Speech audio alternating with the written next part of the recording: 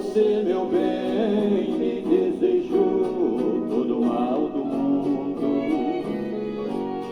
Porém eu sou aquela montanha de pedra pura, e apesar do terremoto que me atingiu, não abalou nem um pouquinho minha estrutura. Eu continuo sendo aquela grande montanha e que resiste a qualquer tipo de vendaval. Meu coração é um reduto das andorinhas, também abrigo as garças brancas do Pantanal.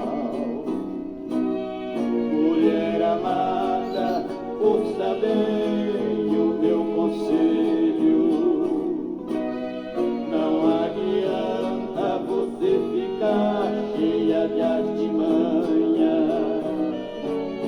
pois toda guerra que contra mim você declarar, sou obrigado a lhe comparar com uma formiguinha querendo acabar com a estrutura da grande montanha.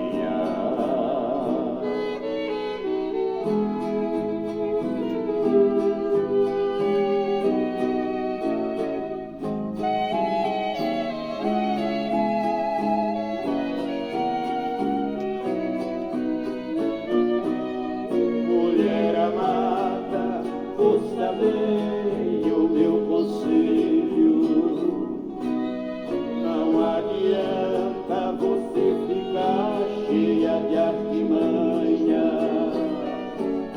pois toda guerra